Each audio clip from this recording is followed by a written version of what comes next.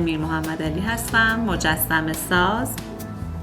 این عروسک هایی که میبینید با خمیر پلیمری ساخته شده، به انواع ماگ، سرقاشقی و روی تابلو میشه نصبشون کرد. امروز میخوام بهتون طرز درست کردن این سرقاشقی بابا نوئل رو یاد بدم.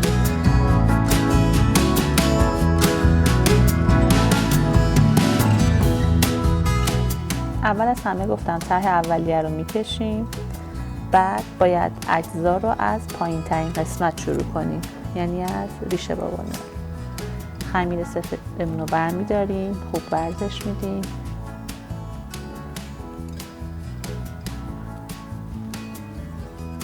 روی سطح کارمون پهنش میکنیم.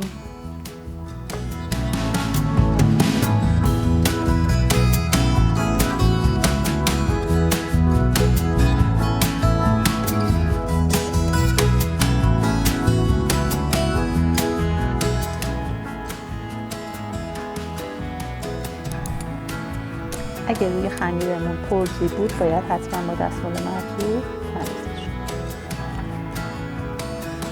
کار می‌ذاریم با خاطر دورش رو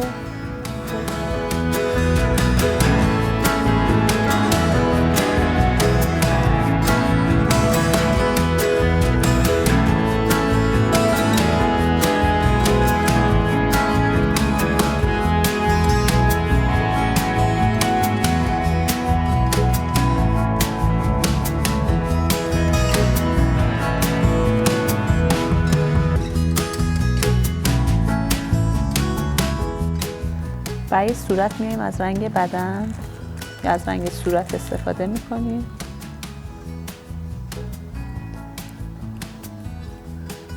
خوب ورزش میدیم.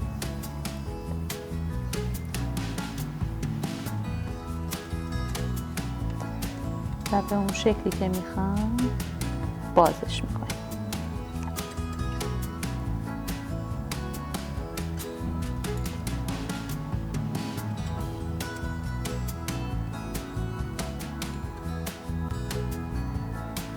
به طوری که وقتی که روی ریشش میذاریم باید با هم تناسب داشته باشه، نه خیلی بزرگ باشه نه خیلی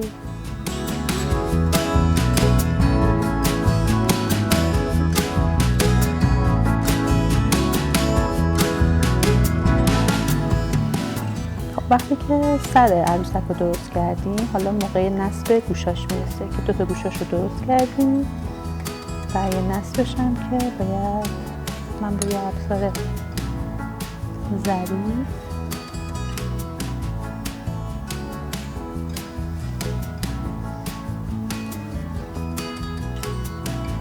قسمتی که باید نصب بشه نصبش کنم. بعد از اینکه گوشای عروسک رو نصب کردیم باید سیبیلاش رو درست بکنیم و بینیشو. میایم دوتا اشک اندازه هم درست میکنیم و با یه وسیله اینا رو یکم پهنش میکنیم. دوتا اشکی که اندازه هم باشه.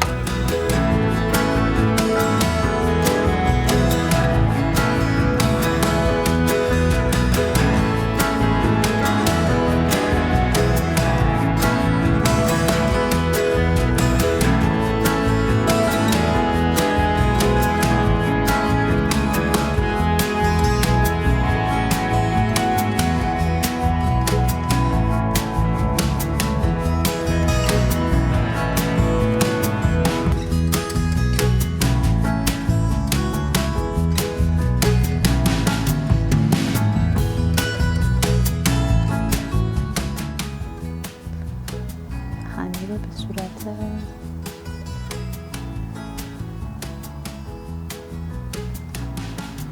در میاریم و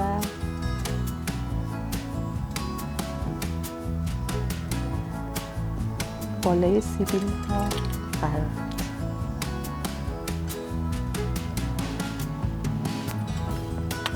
بعد میرسیم به قسمت کلاهش.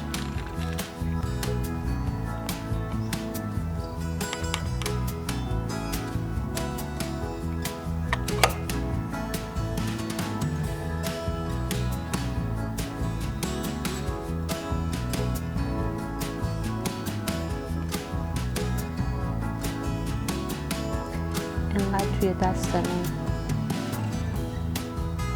درستش میکنیم تا اون حالتی که دوست داریم به دست.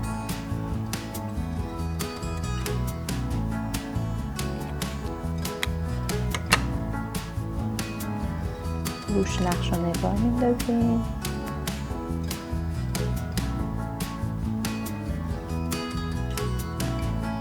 این حالت از بافتنی رو داشته باشه.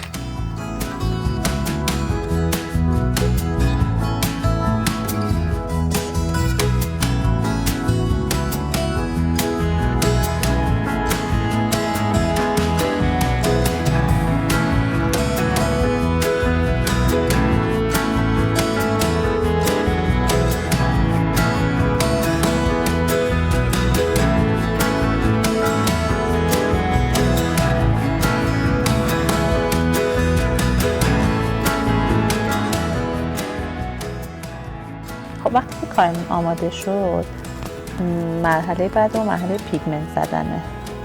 از پاستل گچی استفاده می‌کنیم.